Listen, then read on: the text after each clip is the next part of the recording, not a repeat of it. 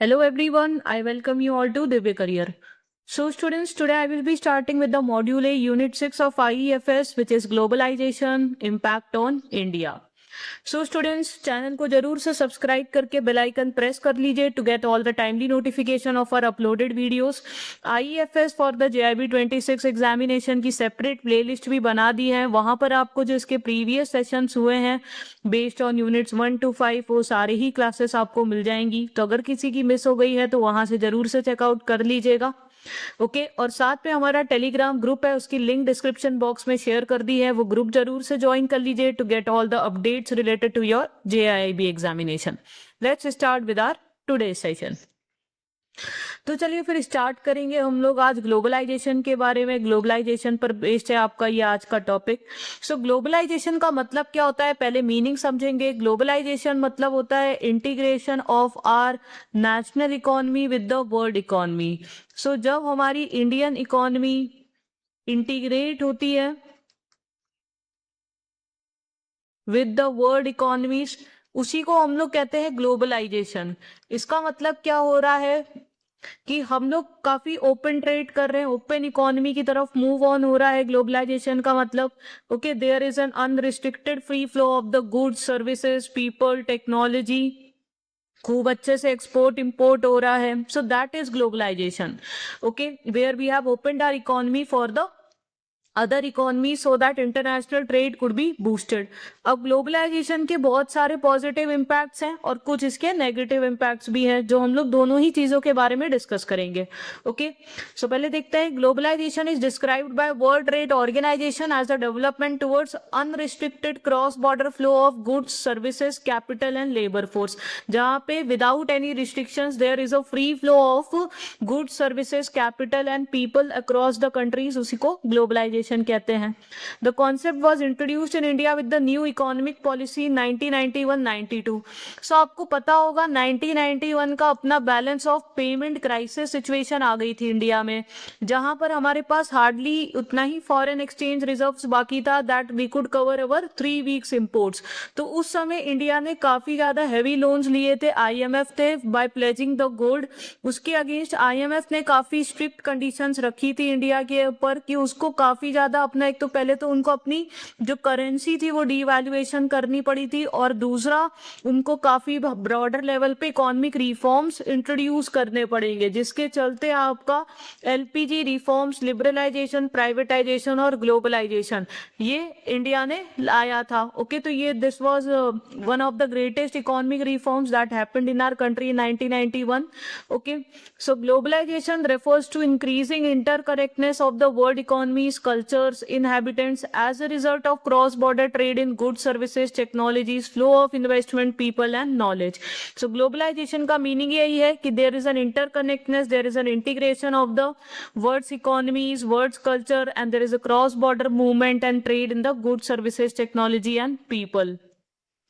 There is strong evidence from the nations of all the sizes and locations that when the countries globalize, citizens benefit from more exposure to a broader range of goods, services, reduced costs, better paying employment, improved health, highest overall living standards. अब देखिए globalisation की वजह से काफी सारे positive advantages होते हैं। सबसे पहले there is a increase in economic growth. Economic growth इससे क्या है, बढ़ती है। सो कंट्री का जो जीडीपी है वो इंप्रूव होता है। There is an increase in the production. Okay there is an increase in foreign direct investment, there is an increase in the job creation, there is an increase in access to a variety of goods and services। Consumer के पास choice होती है कि वो कई सारे goods and services में choose कर सकते हैं, which results in enhanced competition. Okay okay export growth होता है, सो उससे again foreign exchange reserves, foreign exchange earn करती है country.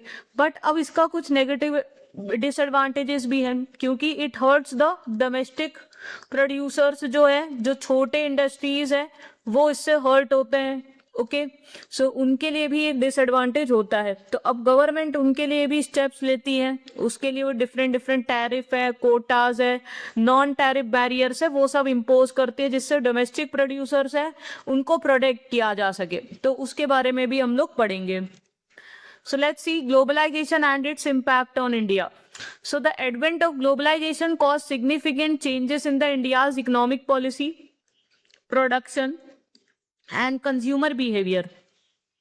Globalisation has an influence on the culture as well, तो इसका काफी इम्पैक्ट पड़ता है इकोनॉमी की पॉलिसी पे, प्रोडक्शन पे, कंज्यूमर बिहेवियर पे, on the culture. The entry and expansion of foreign investment in various areas propelled the India's economic development. So there is an increase in foreign direct investment in India because of the increase in FDI. Okay, it boost the sectors जैसे जो आपका retail है, take है. Exports were regarded as a growth engine. Many new technologies were implemented which boosted the productivity in long run.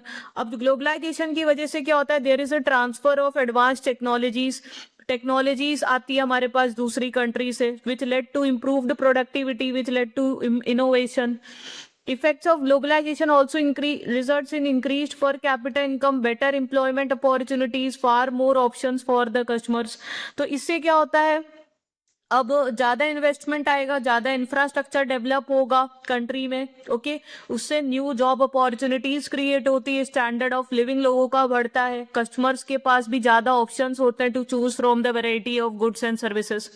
Globalisation opened up new options also for the agricultural exports. जो हमारे India के जो agriculture food grains है, different products है, उनकी demand भी बढ़ती है दूसरे मार्केट में. It led to increase exports of the agricultural products as well. Now globalisation in reverse gear threatened reemergence of protectionism. अभी तो हमने सारे एडवांटेजेस वगैरह सब देखे. अब आजकल क्या देखने को मिल रहा है कि प्रोटेक्शनिज्म मेजर्स लिए जा रहे हैं. क्यों? क्योंकि बहुत ज्यादा जियो पॉलिटिकल क्राइसिस, इकोनॉमिक क्राइसिस के चलते अगर हम बहुत ज्यादा लिंक रहेंगे, दूसरी इकोनॉमीज पे डिपेंडेंट रहेंगे, okay, for our all the needs, तो उससे क्या होगा, उसका एडवर्स इम्पैक्ट हमारी इकोनॉमी पे पड़ सकता है. अगर वो दूसरी इकोनॉमी अगर स्लो डाउन हो रही है, ओके, या उस पर एडवर्स इम्पैक्ट पड़ रहा है because of the linkage, because of the interconnectedness, there is a spillover effect जो आपको देखने को मिलेगा. इसीलिए आप जो कंट्रीज है, गवर्नमेंट है, वो काफी सारे प्रोटेक्शनिस्ट मेजर्स अडॉप्ट कर रहे हैं और मूव कर रहे हैं towards import substitution policy. Okay, तो इंपोर्ट सब्स्टिट्यूशन पॉलिसी भी एक तरीके से प्रोटेक्शनिस्ट मेजर हो गया, where you are restricting the overall trade, जहां पे आप अपना इंपोर्ट डिपेंडेंस कम कर रहे हो. Okay, and you are encouraging the domestic production only. Okay, so during economic and geopolitical crisis, globalization has taken a hit as WTO regulations allow the governments to practice the trade protection measures to preserve the national interest within the specific limits. So WTO भी allow करता है during the geopolitical economic crisis की government क्या है, trade protection measures ले सकती है जहां पे वो अपना डिपेंडेंसी है कम कर सकती है ऑन द डिफरेंट कंट्रीज. अब जाहिर सी बात है, आप किसी कंट्री से ट्रेड कम कर रहे हो, पहले जो सामान इंपोर्ट करते थे नहीं कर रहे हो, तो वो कंट्री भी आपके साथ ट्रेड कम करती है. आप जिस टाइप के प्रोडक्ट्स एक्सपोर्ट करते थे वो आपसे एक्सपोर्ट करना कम कर देगी. तो एक तरीके से दोनों ही इंपोर्ट एक्सपोर्ट क्या है, हैम्पर होते हैं जब गवर्नमेंट क्या है, ट्रेड प्रोटेक्शनिस्ट मेजर्स अडॉप्ट करती है. The process of reducing the dependency and integration among the particular units throughout the world is known as deglobalization. तो deglobalization आपका globalization का reverse हो गया, where you are reducing the integration and reducing the dependency on other economies. When the government enacts the laws that restrict or prohibit international trade, it is participating in protectionism. Protectionist measures attempt to protect the home producers and the workers from the foreign competition. अब बहुत ज्यादा क्या होता है, ये foreign goods की वजह से इससे जो डोमेस्टिक प्रोड्यूसर्स है, स्मॉल प्रोड्यूसर्स है, वो हिट होते हैं. कई बार क्या होता है, काफी चीप अमाउंट के चीप गुड्स क्या है डंप कर दिए जाते हैं इंडिया में. ओके, जैसे चाइना के बहुत ही चीप गुड्स, तो उससे अब Indian producers they can not compete with that prices. Okay, so they may be wiped out of the market. तो उनकी भी इंटरेस्ट को प्रोटेक्ट करना होता है गवर्नमेंट को. ओके, तो उसकी वजह से भी प्रोटेक्शनिस्ट मेजर्स गवर्नमेंट अडॉप्ट करती है. Now protectionism takes 3 main forms: tariffs, import quotas and non tariff barriers. Tariff का मतलब क्या हो गया, टैरिफ का मतलब हो गया जहां वो गवर्नमेंट टैक्सेस इम्पोज करती है ऑन द इम्पोर्टेड गुड्स. तो वैसे भी टैक्सेस तो होते ही हैं, तो बट क्या करती है, अब जो इम्पोर्ट ड्यूटी है वो काफी ज्यादा बढ़ा देती है, जिससे क्या होगा, इम्पोर्टेड गुड्स कॉस्टली हो जाएंगे, तो फिर जो हमारे लोग हैं वो कम खरीदेंगे इम्पोर्टेड गुड्स और डोमेस्टिक गुड्स ज्यादा खरीदेंगे। ओके, तो this is also one of the measures. Then import quotas के थ्रू क्या करती है, इट लिमिट द क्वांटिटीज, कि कितना स्पेसिफिक गुड्स आप हमारी कंट्री में इंपोर्ट कर सकते हो in a specific period of time, तो उस पे क्या है, कोटास लगा देती है, मतलब एक तरीके से रिस्ट्रिक्शंस लगा देती है कि ओवरऑल कितनी क्वांटिटी आपकी हमारे यहाँ इंपोर्ट हो सकती है। अब क्या होगा कि कोई स्पेसिफिक गुड्स अगर उसका सप्लाई कम हो जाता है क्योंकि आपने रिस्ट्रिक्शंस लगा दी हैं, तो अगेन डिमांड सप्लाई में डिसइक्विलिब्रियम आता है। ओके, और फिर उससे क्या होता है, प्राइसेस हाई हो जाते हैं, तो डोमेस्टिक प्रोड्यूसर्स होते हैं, they are able to fetch higher prices for the goods, क्योंकि वो सिमिलर टाइप के गुड्स जो अभी इंपोर्ट हो रहे थे उस पर रिस्ट्रिक्शंस लग गई है, वो अब लिमिटेड क्वांटिटी में अवेलेबल है। So this is also one of the measures adopted. Then non tariff barriers होते हैं, जहां पर वो क्या होते हैं, काफी ज्यादा स्ट्रिक्ट पॉलिसीज लगा देती हैं रिगार्डिंग लाइसेंसिंग, लाइसेंस लेना, इंपोर्ट लाइसेंस वगैरह, उसके लिए स्ट्रिक्ट कर देगी पॉलिसीज, सब्सिडीज वगैरह प्रोवाइड कर देगी हमारे डोमेस्टिक प्रोड्यूसर्स को। ओके, तो और या फिर काफी ज्यादा कॉम्प्लेक्स या वो कर देगी कि हेल्थ स्टैंडर्ड नॉर्म्स वो सारे स्ट्रिक्ट कर देगी, कि वो जो गुड्स हैं वो इस पर्टिकुलर स्पेसिफिकेशंस के होने चाहिए, रिगार्डिंग क्वालिटी टेक्निकल स्पेसिफिकेशंस ये होने चाहिए। ओके, तो वो सब नॉन टैरिफ बैरियर्स भी गवर्नमेंट अडॉप्ट करती है, जिससे कि डिफिकल्ट हो जाता है इंपोर्ट करना हमारी कंट्री में। Okay, so it helps in protecting our domestic producers. The protectionism result in decline in trade, price rise and the necessity for provision of subsidy for the protected industries। तो वही होता है, इससे trade क्या होता है, decline होता है, कम होता है। अब इंपोर्ट एक्सपोर्ट कम होता है, ये सब मेजर्स अडॉप्ट करती है। जब इंपोर्ट ड्यूटी ज्यादा बढ़ा दी, रिस्ट्रिक्शंस लगा दिए कि आप इतनी क्वांटिटी इंपोर्ट हो सकती है हमारी कंट्री में, तो उसमें क्या होता है, जो प्रोटेक्टेड इंडस्ट्रीज है उनको सब्सिडी गवर्नमेंट देती है। ओके, तो वो लोग इजिली क्या है, compete कर पाते हैं। There are a number of unprecedented events in the recent years like Brexit, withdrawal of US from Trans-Pacific Partnership, US-China trade dispute, COVID-19 pandemic, Russia-Ukraine conflict। तो ये सब आपके सब economic and geopolitical crisis हैं।